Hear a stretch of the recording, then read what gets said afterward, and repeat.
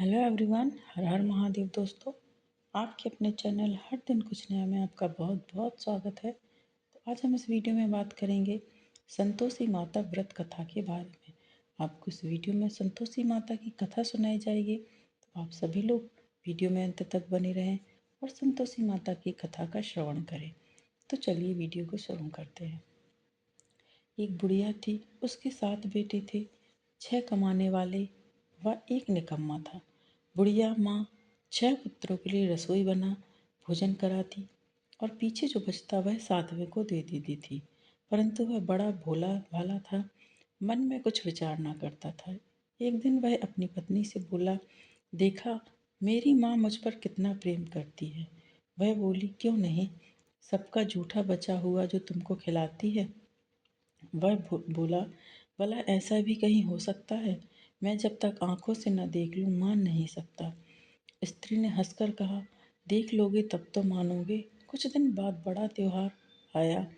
घर में 7 प्रकार के भोजन और चूरमा के लड्डू बने। यह बात जांचने के को सिर दुखने का बहाना करके पतला वस्त्र ओढ़कर रसोई घर में ही सो रहा था और कपड़े में से सब देखता रहा। 6 भाई भोजन करने आए। उसने देखा माँ ने उनके लिए सुंदर आसन बिछा, 7 प्रकार की रसोई परोसी और आग्रह करके उन्हें जिमाया। वह देखता रहा। जब 6 भाई भोजन कर उठे तब माँ ने उनकी झूठी थालियों में से लड्डुओं के टुकड़े उठाकर लड्डू बनाए। जूठन साफ कर बुढ़िया माँ ने उसे पुकारा, बेटा 6 भाई भोजन कर गए हैं, अब तू ही बाकी है, उठना कब खाएगा। वह कहने लगा, माँ मुझे भोजन नहीं करना, अब मैं परदेश जा रहा हूँ। माँ ने कहा, कल जाता है तो अभी जा। वह चल दिया तथा घर से बाहर निकल गया। चलते समय पत्नी की याद आई। वह गौशाला में कंडे थाप रही थी। वहां जाकर बोला, उसने एक दोहा बोला जो मैं आपको सुनाती हूँ। हम जावे परदेस को आवेंगे कुछ काल, तुम रहियो संतोष से धर्म आपनो पाल। वह बोली, जाओ पिया हमरो सोच हटाए, राम भरोसे हम रहें ईश्वर तुम्हें सहाय। देहु निशानी आपनी देख धरूं मैं धीर, सुधी हमरी मत बिसराइयो रखियो मन गंभीर। यह सुनकर अपनी अंगूठी देकर बोला, अपनी निशानी मुझे दे। वह बोली, मेरे पास क्या है, यह गोबर भरा हाथ है। कहकर पीठ में गोबर के हाथ की थाप लगा दी। वह चल दिया। चलते चलते एक दूर देश में एक साहूकार की दुकान पर जाकर कहने लगा, भाई मुझे नौकरी पर रख लो। व्यापारी को नौकर की जरूरत थी, बोला रह जा। इसने पूछा, तनख्वाह क्या दोगे। साहूकार ने कहा, काम देखकर ही दाम मिलेगा। वह नौकरी करने लगा। थोड़े ही दिनों में दुकान का लेन देन, हिसाब किताब, ग्राहकों को माल बेचना आदि का सारा काम करने लगा। साहूकार के 7-8 नौकर थे। वे सब उसकी होशियारी पर चक्कर खाने लगे।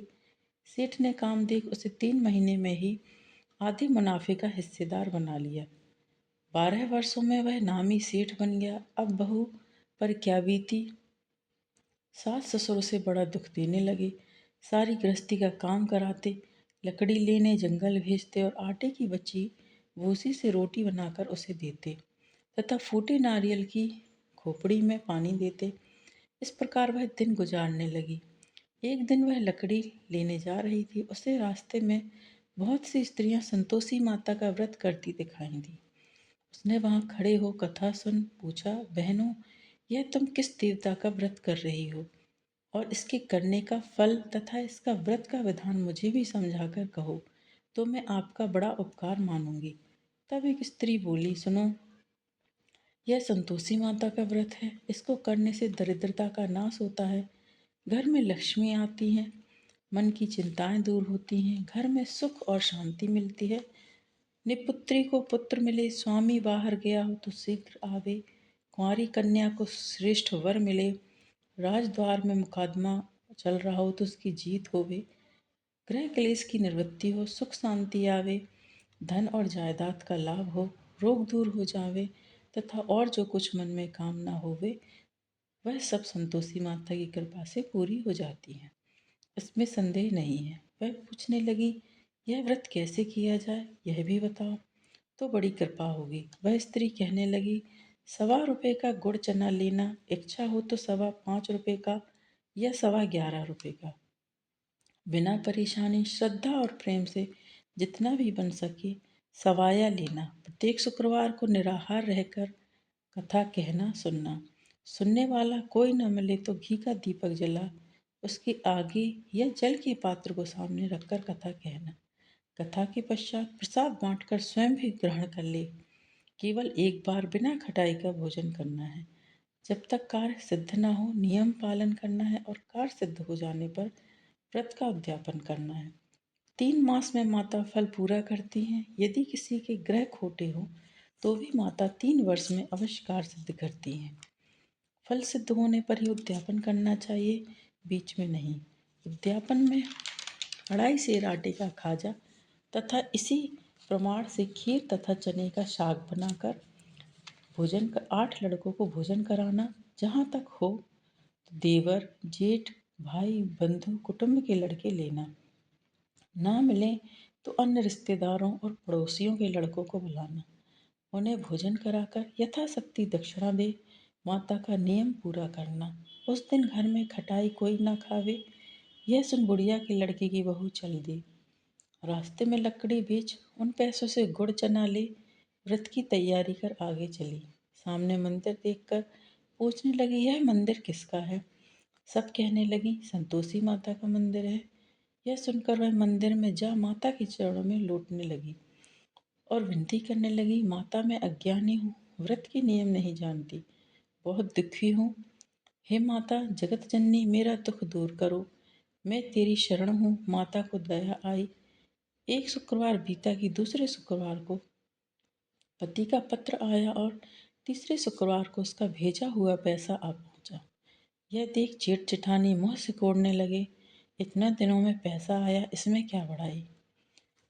लड़के ताने देने लगे कि काकी के पास अब पत्र आने लगे, रुपया आने लगा, अब तो काकी की खातिर बढ़ेगी, अब तो काकी बोलने पर भी नहीं बोलेंगी। तो बेचारी सरलता से कहती है, भैया कागज रुपया तो हम सबके लिए अच्छा है। ऐसा कहकर आंखों में आंसू भरकर संतोषी माता के मंदिर में आ मातेश्वरी के चरणों में रोने लगी। माँ मैंने तुमसे पैसा कब मांगा है? मुझे तो अपने सुहाग से काम है। मैं तो अपने स्वामी के दर्शन और सेवा मांगती हूँ।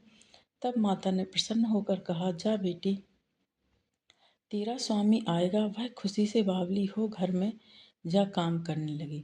अब संतोषी माँ विचार करने लगी, किस भोली पुत्री को मैंने कह तो दिया तेरा पति आवेगा, परंतु वह तो उसे स्वप्न में भी याद नहीं करता। उसे याद दिलाने मुझे ही जाना पड़ेगा। तब माताजी उसके पति के पास जब स्वप्न में प्रकट होकर कहने लगी, साहूकार के बेटे सो रहा है या जाग रहा है? वह कहने लगा, माता सोता भी नहीं हूँ जागता भी नहीं हूँ, बीच में ही हूँ, कहो क्या आज्ञा है। माँ कहने लगी, तेरे घर बार कुछ है या नहीं? वह बोला, मेरे माँ बाप हैं, बहू है, भाई है। माँ बोली, बोले पुत्र तेरी घरवाली घोर कष्ट उठा रही है, तेरे माँ बाप उसे बहुत त्रास दे रहे हैं, तू उसकी सुध ले। वह बोला, हाँ माताजी, परंतु जाऊं कैसे? परदेश की बात, लेन देन का हिसाब नहीं, कोई रास्ता नहीं, कैसे जाऊं? माँ कहने लगी, मेरी बात मान, सवेरे नहा धोकर संतोषी माता का नाम ले, घी का दीपक जला दंडवत कर दुकान पर जा बैठ। तेरा लेन देन चुक जाएगा, जमा का माल बिक जाएगा। प्रातः उठते ही उसने अपने इष्ट मित्रों से सपने की बात कही। एक बूढ़ा बोला, देख भाई, मेरी बात मान, देवता ने जैसा कहा वैसा ही कर, इसमें तेरा क्या जाता है। वह बूढ़े की बात मानकर नहा धोकर संतोषी माता की दंडवत कर घी का दीपक जला दुकान पर जा बैठता है। थोड़ी देर में क्या देखता है कि देने वाले रुपया लाने लगे, लेने वाले हिसाब लेने लगे। कोठे में भरे सामानों के खरीदार नकद दाम में सौदा करने लगे। शाम तक धन का ढेर लग गया।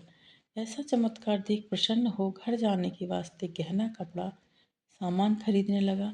यहाँ के काम से निपट कर तुरंत घर को रवाना हुआ। यहाँ बहू बेचारी जंगल में लकड़ी लेने जाती है।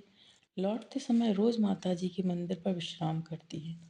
कुछ दूरी पर धूल उड़ती देख वह माताजी से पूछती हैं, हे माता, यह धूल कैसी उड़ रही है? माँ कहती है, हे पुत्री, तेरा पति आ रहा है, अब तू ऐसे कर, लकड़ियों के 3 बोझ बना ला, एक नदी के किनारे, दूसरा मेरे मंदिर में और तीसरा अपने सिर पर रखना। तेरे पति को लकड़ियों का गट्ठा देख मोह पैदा होगा। वह यहाँ रुकेगा, नाश्ता पानी बनाकर खाकर माँ से मिलने जाएगा। तब तू लकड़ियों का बोझ उठाकर जाना और बीच चौक में गट्ठा डालकर 3 आवाज़ लगाना।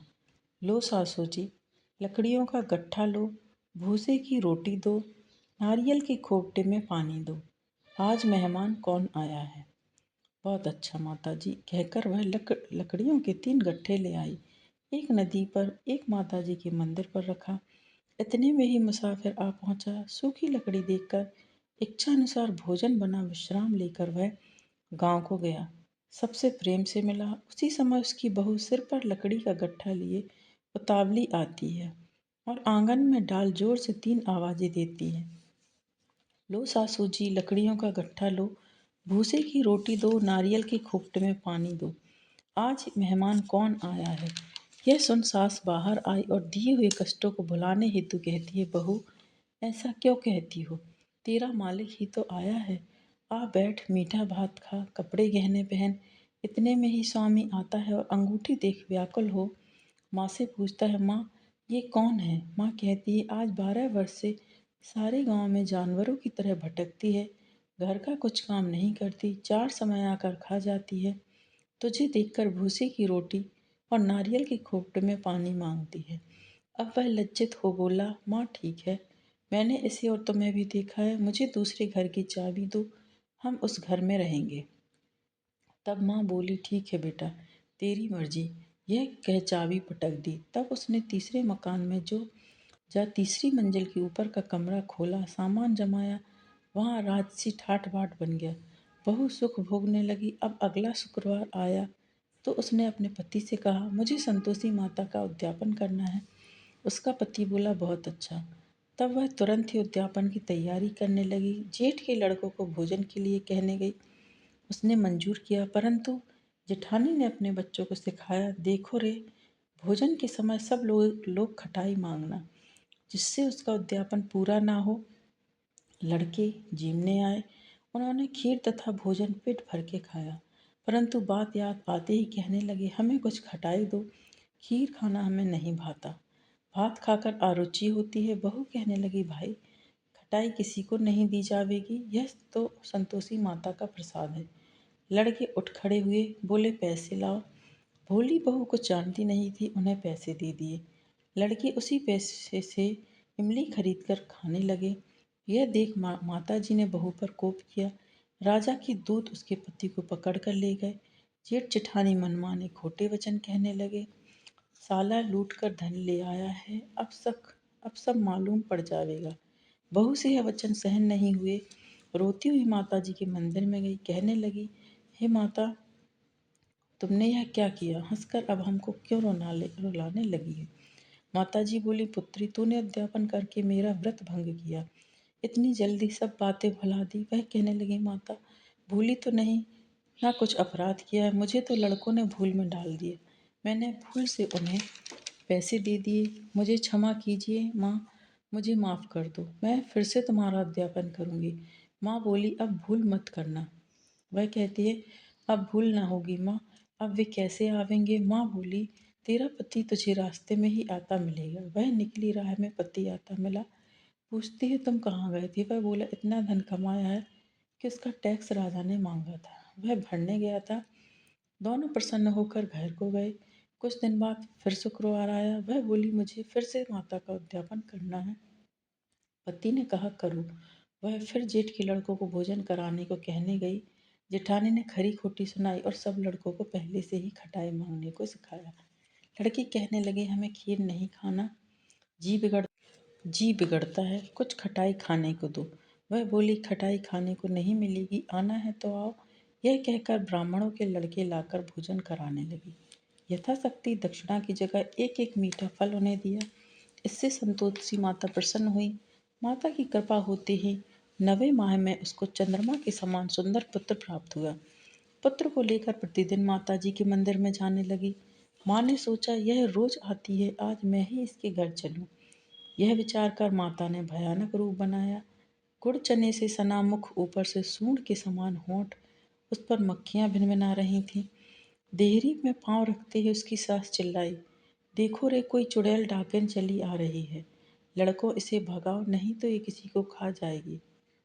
लड़के भगाने लगे, चिल्लाकर खिड़की बंद करने लगे। बहू एक रोशनदान से देख रही थी। प्रसन्नता से चिल्लाने लगी, आज मेरी माताजी मेरे घर आ गई हैं। यह कहकर बच्चे को दूध पीने से हटाती है। इतने में सास का क्रोध फूट पड़ा। बोली, मरी रांड को देख कर क्या उतावली हुई है। बच्चे को पटक दिया। इतने में माँ के प्रताप से जहाँ तहाँ लड़के ही लड़के नजर आने लगे। वह बोली, माँ जिसका व्रत करती हूँ यह वही संतोषी माता है। इतना कहकर झट से सारे घर के किवाड़ खोल देती है। सबने माता जी के चरण पकड़ विनती की, हे माता, हम मूर्ख हैं, अज्ञानी हैं, पापी हैं। तुम्हारे व्रत की विधि हम नहीं जानते। तुम्हारा व्रत भंग कर हमने बहुत बड़ा अपराध किया है। हे जगत माता, आप हमारा अपराध क्षमा करें। इस प्रकार माता प्रसन्न हुई। बहू को प्रसन्न हो, जैसा फल दिया माता वैसा सबको दें। जो यह कथा पढ़े सुने उसके संपूर्ण मनोरथ पूर्ण हो। बोलो संतोषी माता की जय। तो दोस्तों, ये संतोषी माता की व्रत कथा है। जो भी व्यक्ति इस व्रत कथा को सुनता है उसकी सभी मनोकामनाएं पूर्ण हो जाती हैं। और यदि आपको आज का ये वीडियो पसंद आया है दोस्तों, तो वीडियो को लाइक कीजिए, शेयर कीजिए अपने दोस्तों के साथ, अपने परिवारजनों के साथ, ताकि उन तक भी ये वीडियो पहुंचे और वो भी इसका लाभ ले सकें। और यदि आप चैनल पर नए हैं तो चैनल को सब्सक्राइब करें, साथ ही बेल आइकन को प्रेस करें। इससे ये होगा कि मैं कोई भी वीडियो अपलोड करूँगी कि नोटिफिकेशन आपके पास पहुंच जाएगी। आगामी व्रतों एवं त्योहारों के लिए चैनल पर बने रहें। मिलते हैं नेक्स्ट वीडियो में दोस्तों। संतोषी माता की कृपा आप पर और आपके पूरे परिवार पर बनी रहे, ऐसी मैं कामना करती हूँ।